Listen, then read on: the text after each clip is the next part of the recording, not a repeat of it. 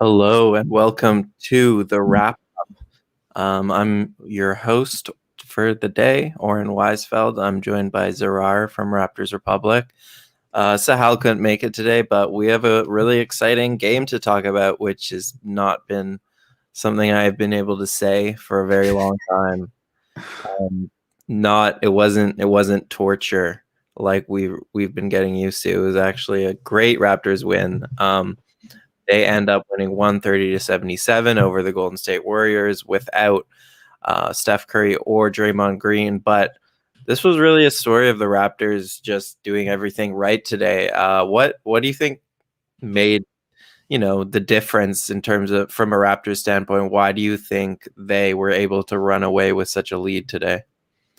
Well, I think if you saw how this game started off, you saw Pascal Siakam just play extremely aggressively to start. I don't think he took a jumper to start. I think his first four plays were all spin moves going to the rim. I think of those moves, maybe one of them is the one he took a little bit of time with, but all the other ones were catch the ball and then go at it right away. So that aggressiveness is key to a good start. And I think I was watching the Warriors broadcast for this one, and they made a really good point. And they were talking about Siakam overall, and they're like, what's preventing him from becoming like a top player? And certainly they were like, I mean, physically from a talent perspective, nothing. And Chris Mullin made the point that it's whether how his physical game intersects with his mentality. And does he want the mantle of being a number one player and all the pressure that comes with it? And I thought that was a really good point, because I think physically speaking, Pascal, he has all the skills that are, there's some small things here and there, but it's how his approach to the game is key to how successful he is. And in that first quarter, we kind of saw how his approach was the catalyst, which kind of got the Raptors going. And obviously everybody else did their part, but Siakam's aggressiveness to start really was something very, and we got a lot of clips for those. I posted them on Twitter, but he was fantastic. Yeah, no, I agree. He was definitely the tone setter. He did what we all kind of ask a lot from him, which is just be a little more aggressive and stop settling for jump shots, just like take him. But he's also not used to being defended by smaller wings, which is what the Warriors started the game defending him with. And he was just like, if no doubles come in, which was honestly like a questionable Steve Kerr decision, because no doubles were coming to him or OG. Meanwhile, they were posting up, much smaller guys, and they just kept doing it again and again. But yeah, I don't think Siakam's doing anything different philosophically than he's done in the past. It's just like he's just been bad around the rim in terms of finishing.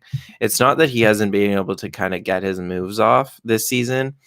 It's just that he's really struggled finishing for whatever reason. I was listening to the broadcast too, and I agreed. They said that he's more comfortable as a third or second best player on a team rather than the first, and that's going to be true until it's not. But and that's related to your double team point, because the second and third option on a team doesn't see a lot of double teams, but the first option, there's a higher chance of them seeing double teams.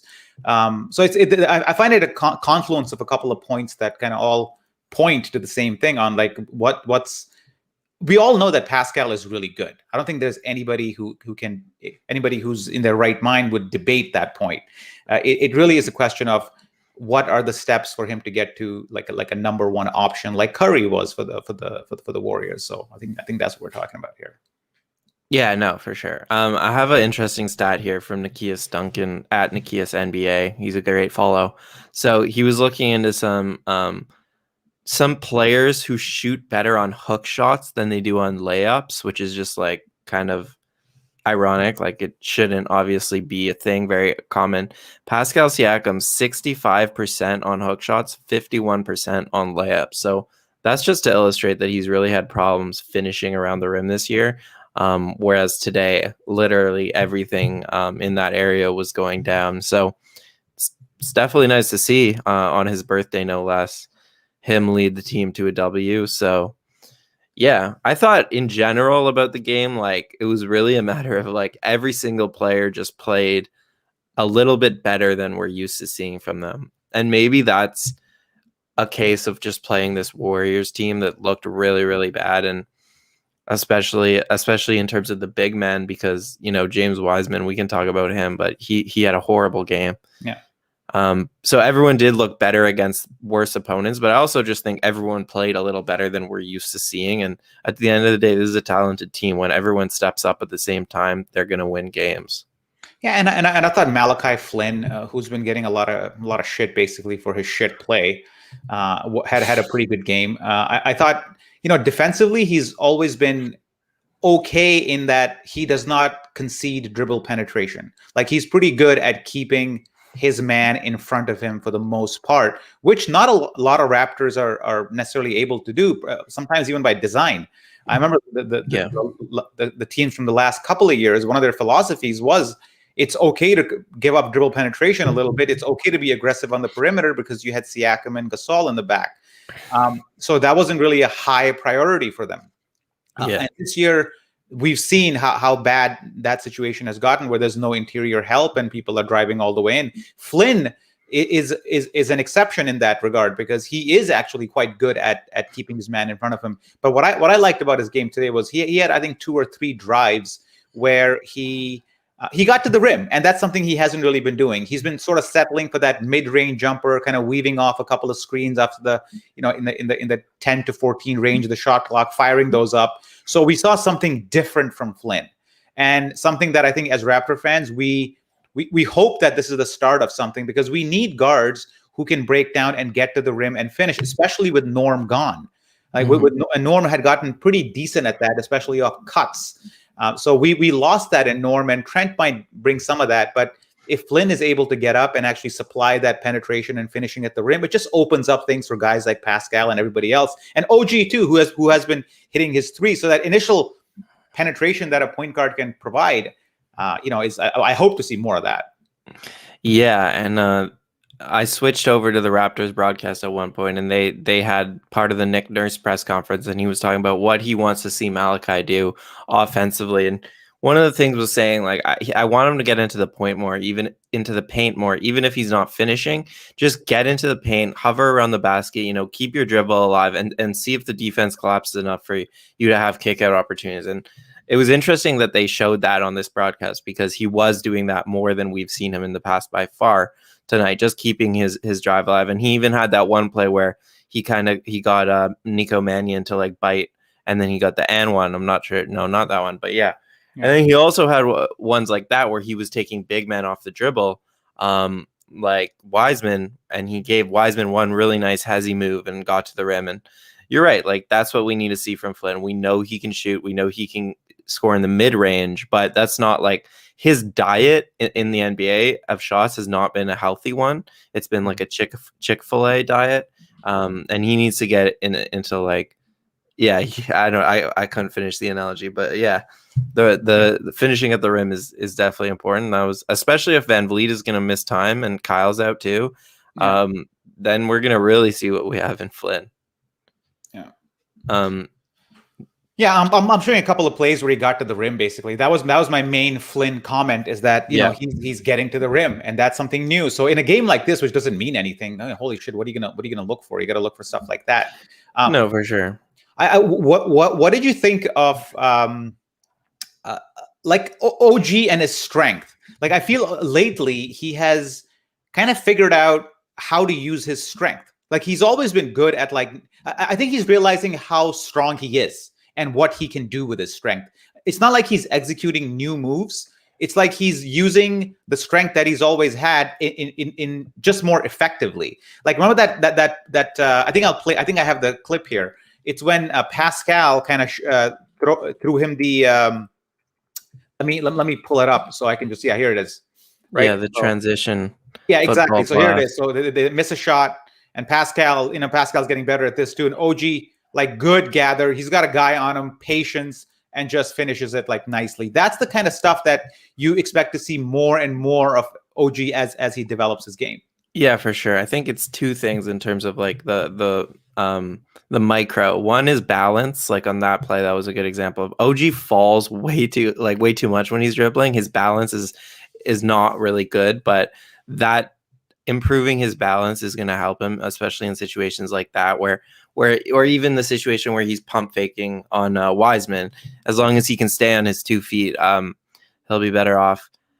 And the other thing with OG is, making contact before it's too late. Like last year, especially, we saw a lot of push-offs with OG, and he kept getting called on that offensive foul.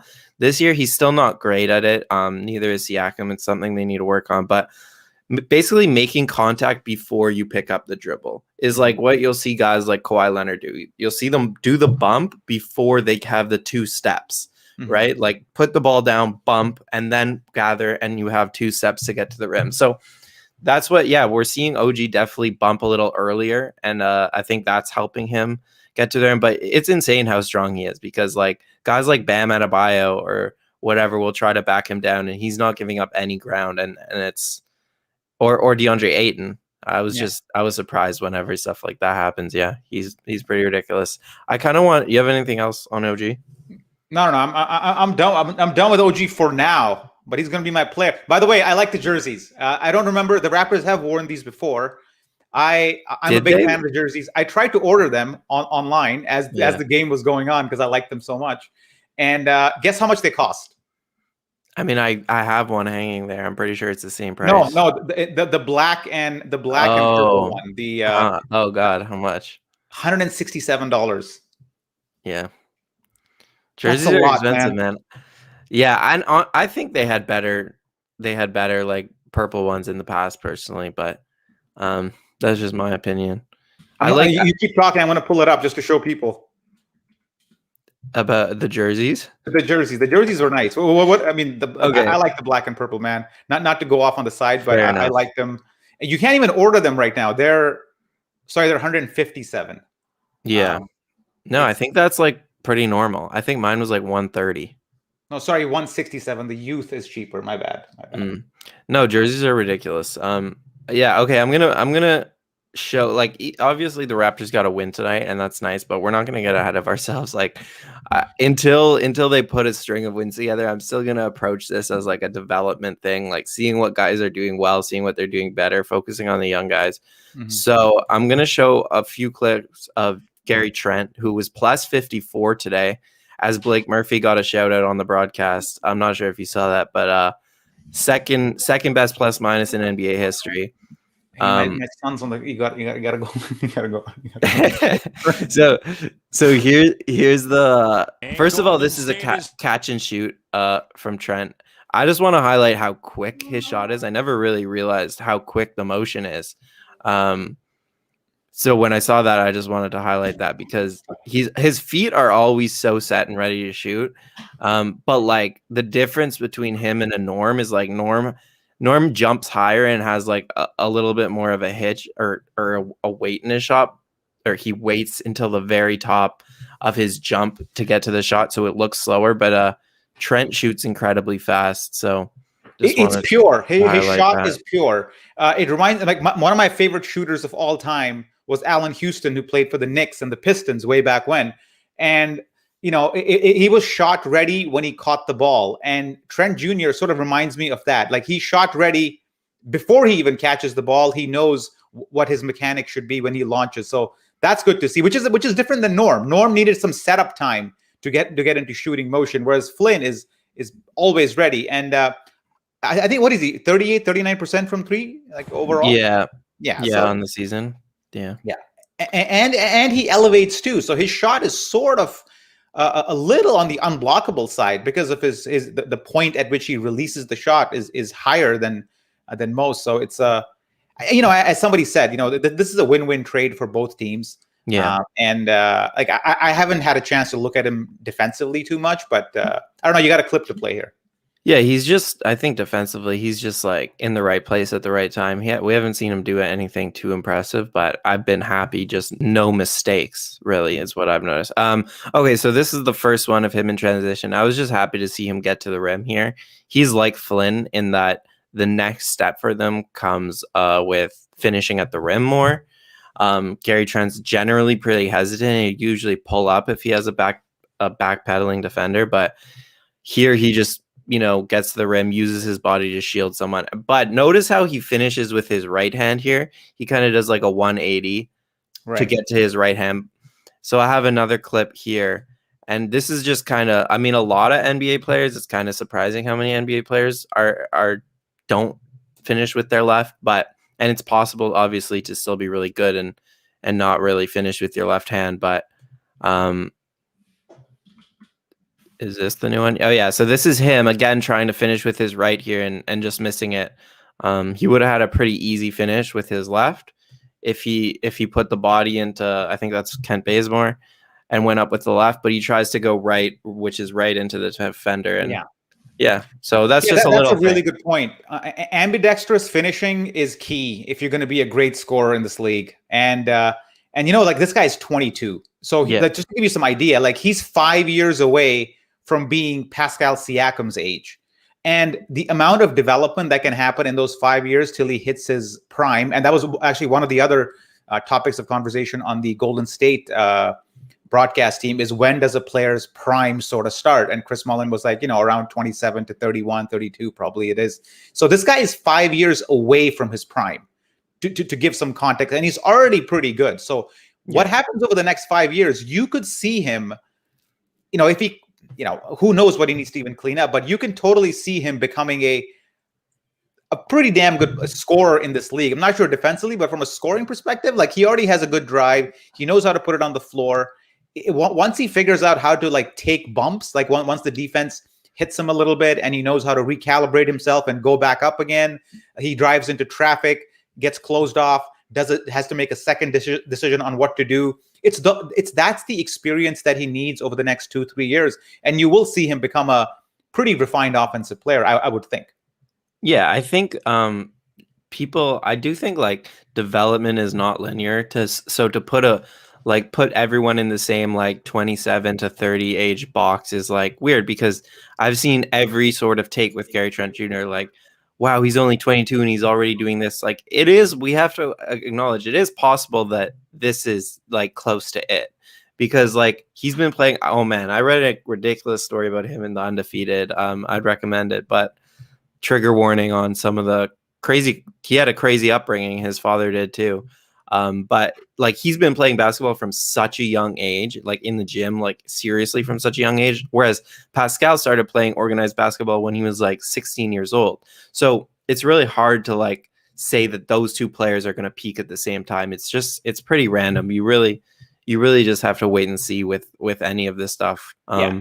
Before we have a perfect example of a non-linear development guy in Siakam on the team, whose development graph just shoots up well before 27. And who knows what happens in 27 to 31, right? And that's the thing with Siakam too, to keep in mind, is people assume because he's 27, okay, this is it. This is how good he's going to be. But he's picked up basketball so late that really it's entirely possible that he's going to keep getting better. Even Kawhi Leonard keeps getting better, and he's like 30 now. So it's just, I'm hesitant to put like labels on development stuff. I think it's changing all the time. And speaking of development, this is the last clip I have to show. I thought Chris Boucher, first of all, I was happy to see him get the start. And I thought he did really well defensively. And maybe that's a case of Wiseman being really bad today. But this, for example, is a really good, cat and mouse kind of game where he hits away the lob pass. So right now he's kind of in between the two. I can't tell who that is, but someone tagged Wiseman, so that's good help. So Chris steps up to stop the ball handler, and then as soon as this pass is made, and then it goes back. As soon as that pass is made, he gets back to he knows his man is still behind him. Good awareness. And he gets back for the lob and he hits it away. We've been seeing Chris Boucher get killed in the pick and roll a lot this season. It's one of the reasons Nurse has been hesitant to play him. But I thought defensively today he was better than we're used to. So was Baines, to be honest.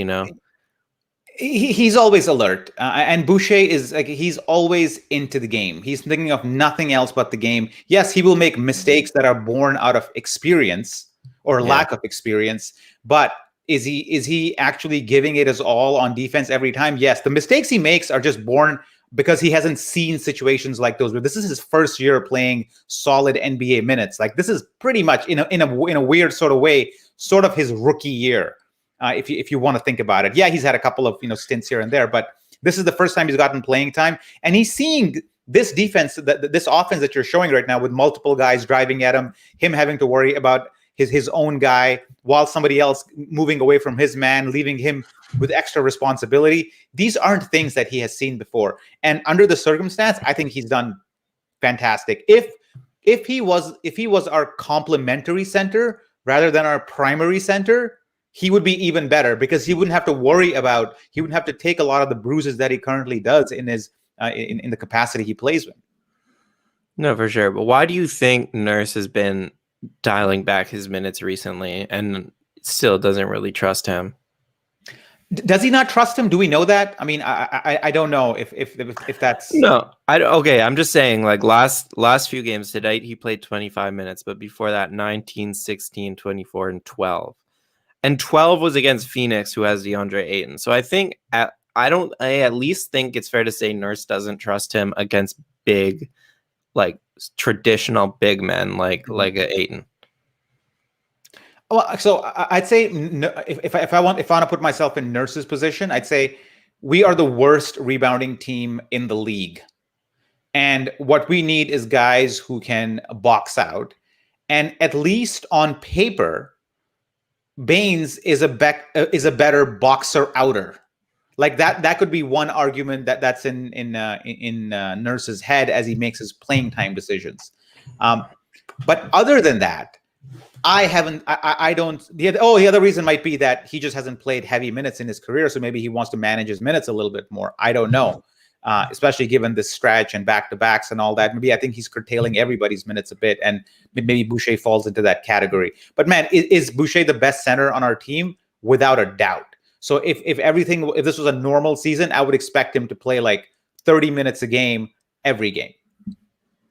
Yeah, I mean, I think also Boucher hasn't been hitting the 3 ball recently, and when he's not shooting the 3, and the Raptors don't really have great, they don't run pick and roll like some teams would, and like some teams would get much more out of him. But since the Raptors really don't have, so they just don't run pick and roll with Boucher that much, his offensive utility reduces a lot if he's not hitting threes.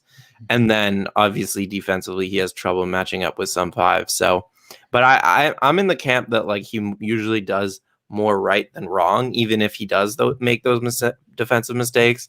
That I want to see his play time go up, because, like, we're talking about development. Flynn's getting all these minutes. I want to see Boucher get some minutes too, because obviously this season is a rough one. We just want to see the young guys play and get better. So I think he falls into that camp as a young guy. Yeah. Are we talking about tanking or where we are in the fade for Cade thing? Yeah, I was actually going to, because I saw a bunch of comments who were like, we can't win. This is bad for I'm gonna pull one up. This is, bad for the tank, all of that. I really don't think that's the way to look at it. Like, you can't just hope for them to lose every game from here on out and then assume, but don't worry, next year they'll pick up the winning right away. Like, you need to see them get into a rhythm, even if they miss the playoffs, right? I don't think any player has ever tried to lose a game.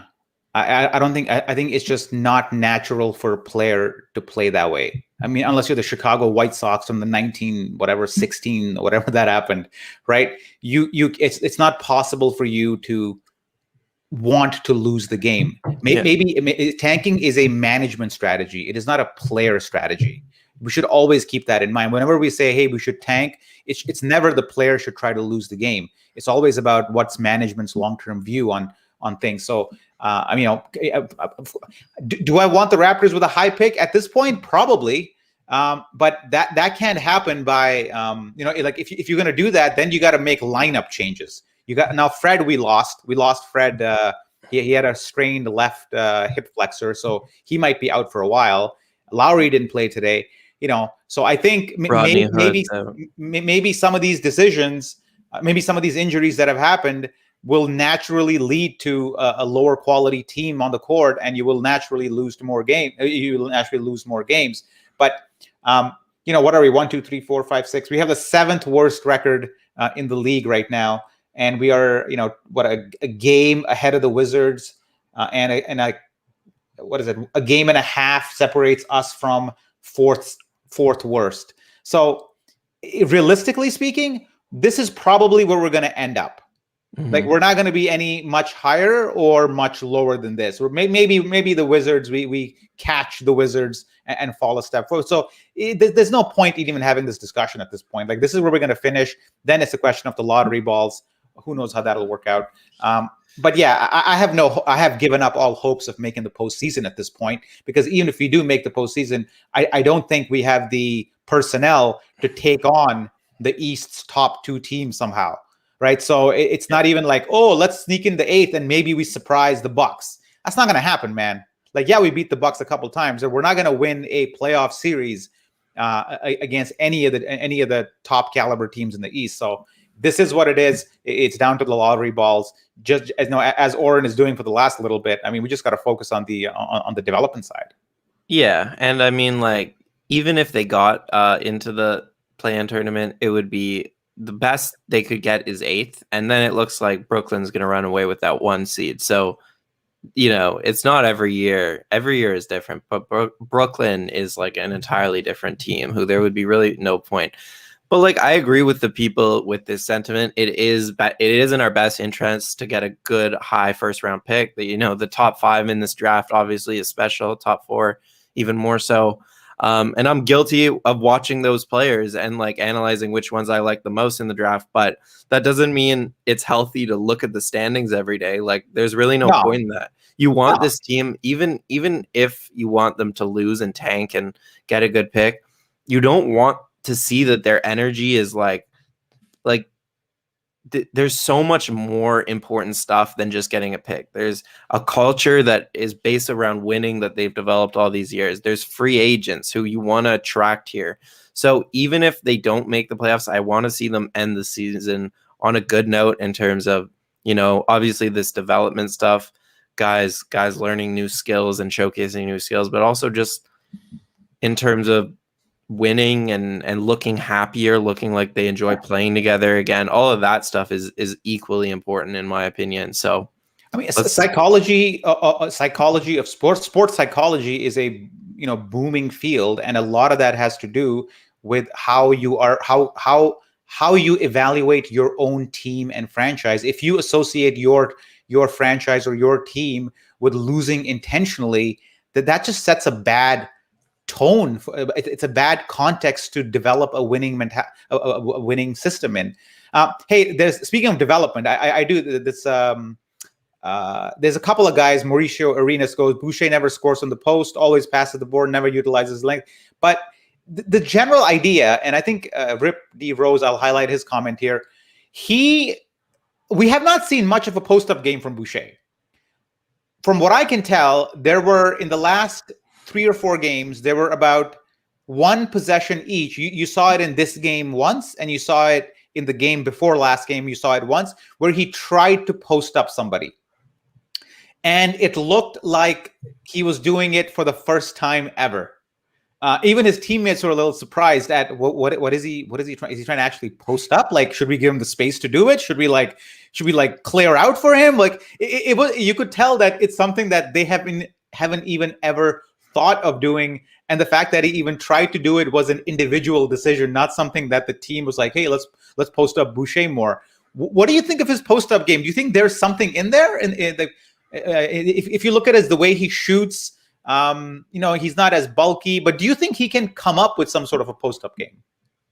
I don't think it should be like a primary thing for him just because he's skinny, so it's going to be really hard for him to make up any ground. But I think there's definitely like occasional situations where if he runs down the floor and books it into his spot and then seals up and he has a good spot, once he's there, yeah, he can use his length theoretically. And like, especially if he adds like a hook shot to his game, I think that'd be a good source of offense. But in general, I think Boucher is like more of a perimeter based player, which is to say, like, not that he should only shoot threes, but he's gotten so much better at attacking closeouts. Like, people closing out hard on him because he's shooting three, putting the floor on the floor for one or two dribbles, and then either a dunk or, you know, a pass to an open corner three. I'd like to see him go to that more and just keep developing the ability to put the ball on the floor, you know, with a head of steam, going to the rim and then making good decisions like in the short roll. Or that's more so where I see his offensive utility, I think, because like not many fives can shoot the ball as well as he can. So it makes more sense for him to space out the floor than it does for him to be like in the post the whole game, I think. Yeah. Yeah. I mean, there's not too much to be said about this game. I mean, I think we should talk a little bit about, you know, you talked about like hand switching earlier about how what was it, Trent Jr.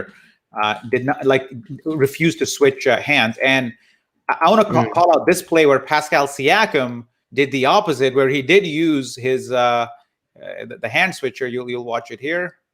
There he goes. There you go. He switched back to his his right hand there, right? And those are the small little sprinkles that a developing player can add to his game. Sorry, I removed it. No, I already played it. Oh, okay. I didn't really like those are the those. Let me play it again. Maybe this is it. Yeah, played a couple times. There it is. Okay, so you know he's dribbling it. It's the end of the second quarter, so the Raptors are comfortable here. But you know, there he goes, left, switches to the right. Yeah. Right, and it's a small little thing, right? But you don't. Those are kind of the things that make you go from good to great, right? And that's the kind of stuff that I want to see more of Siakam. We talked about OG's strength earlier. We showed this play from Siakam. We talked about Flynn and his attacking the rim more. Like these are the kind of things that kind of have to add up for the Raptors to do what they call organic growth.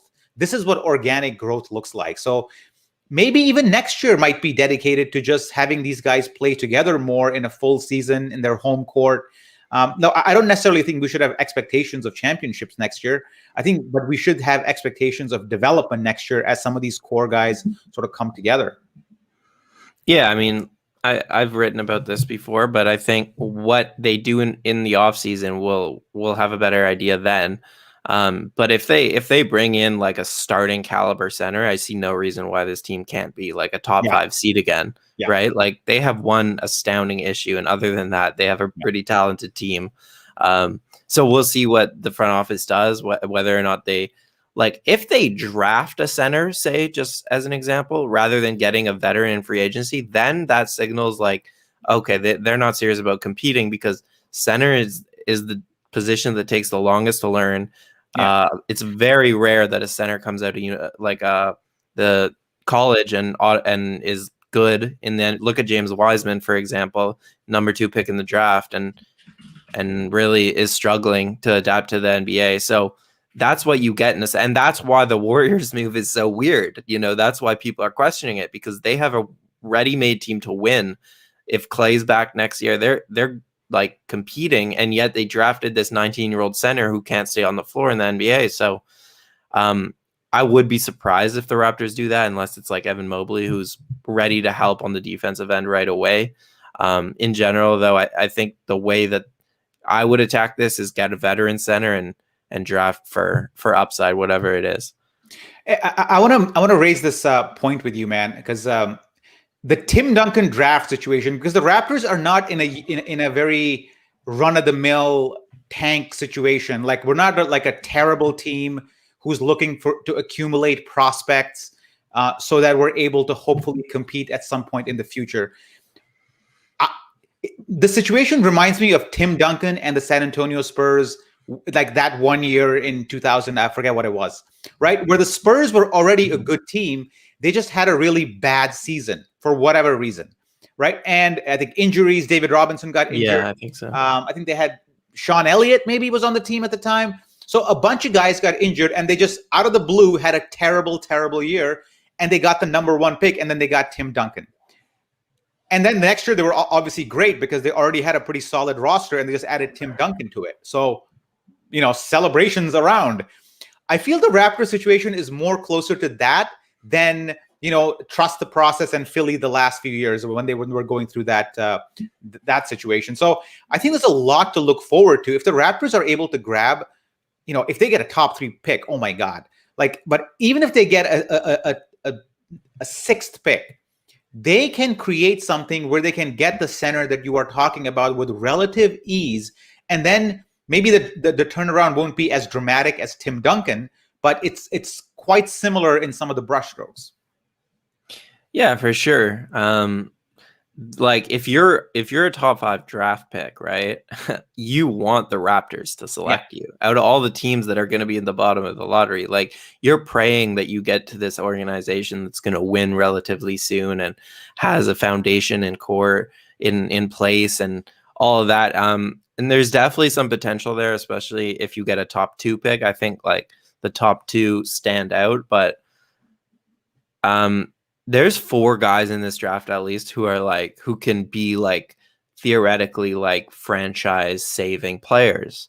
So at this point, you go through the season however it ends up, and the lottery, we're lucky too because the lottery odds have recently been flattened to the point where you have like, look at the Los Angeles Lakers 2 years ago, the year they got AD, they were able to get AD because they finished with the 12th worst record, and then the lottery odds helped them get a top 4 pick.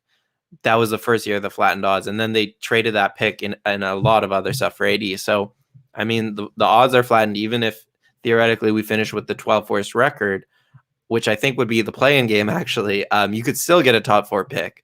So let's not look at the standings every day. Let's just hope that when June 22nd comes, Adam Silver owes us one. I'll say that. But I mean, Adam Silver does owe us one. But I just want to point out. Do you think they rig it?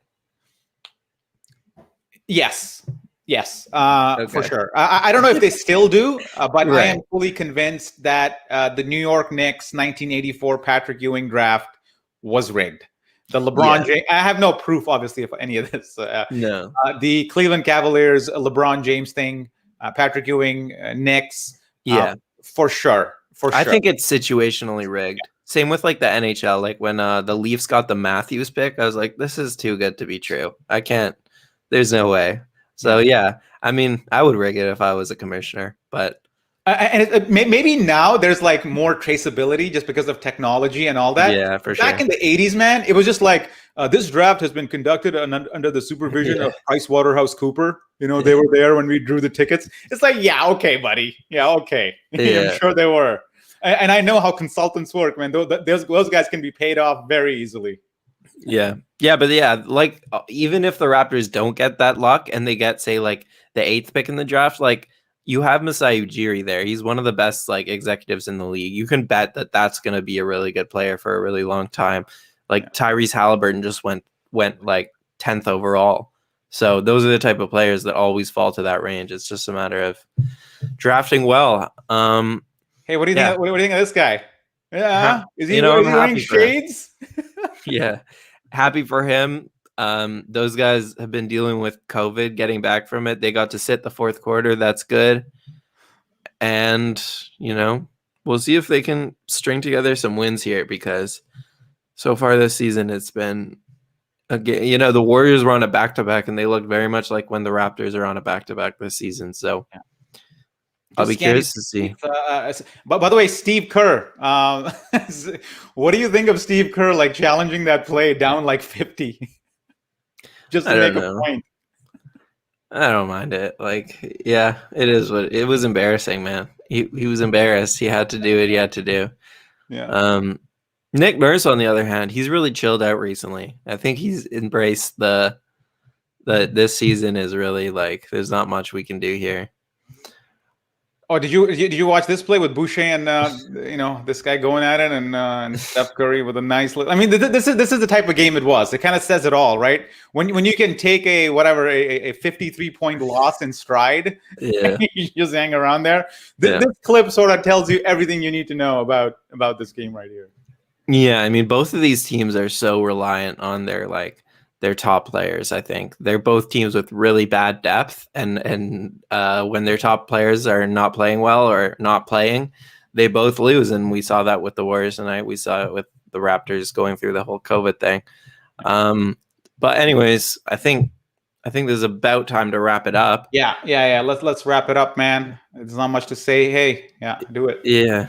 Well, thanks to our sponsor, RF Qureshi. You can see his details at the top of the screen. We appreciate you. Thank you guys for listening. Minute basketball. Shout out to Minute Basketball, Samson Folk and Louis Satzman. Follow them on Twitter, buy the merch, and give us a thumbs up on YouTube. That would be much appreciated. And we will see you next game, which is, do you know? It's either Saturday or Sunday. Hey, hang on. Hey, we're a freaking professional show now. So we should not be just saying, "Oh, we don't know when the next game is." No. Okay, We're gonna look up the next games, buddy. We're gonna go ESPN Raptors schedule. Yeah, this is very professional of us right here. Oh, yeah, right here, man. I mean, what more do you want? Wrong thing. Here we go. Here we go. Hey, let's make some predictions. Wow. Okay? No, I already saw it. Oh, you mean the next game? Monday, though. That's actually huge. 2 days off for the Raptors to get probably a practice in, and they'll play Monday at 7 p.m. against the Wizards in Tampa. Okay, I'm going to go first for the next 10 games, okay? Starting with Washington. Okay, go. All right? Yeah. Win, Lakers loss, Chicago win, Cleveland win, New York win, Atlanta loss, Spurs loss, Orlando loss, OKC win, Brooklyn loss, New York win, Cleveland win, Brooklyn loss, Denver loss, Utah loss, LA loss, Clippers loss, Washington win, Memphis loss, LA loss, Chicago win, Dallas loss, Indiana loss. That was honestly pretty optimistic. I'm not. Yeah, why don't you go for it? Okay, Wizards. Let's say win on Wizards. Lakers lost because the Raptors are not winning back-to-backs. Even though LeBron and AD are both out, I'm not picking them to win in a back-to-back for the rest of the year. Bulls loss, Cleveland win, Knicks loss, Hawks loss, Spurs loss, Magic win, Thunder win, loss to the Nets, loss to the Knicks, maybe win, maybe loss to the Nets, maybe loss to the Nuggets. I'm pretty pessimistic here. Yeah. The way that things have been going, the Raptors front office, they're not obviously like we said, players don't tank, front offices do. They didn't get a center. They're clearly encouraging Nick to play Flynn and these young guys. Who else? Gary Trent's getting a ton of minutes. So it seems very like Flynn having the ball as much as he does shows me that okay, they're really in development mode right now, because you would not see Fred VanVleet get the ball in his hands 5-10 minutes a game until his third season, maybe. Flynn's doing it in his first, so they're very much accelerating the process. Anyways, guys, once again, like the video on YouTube. Thank you for listening, and we will see you on Monday at 7 against the Wizards.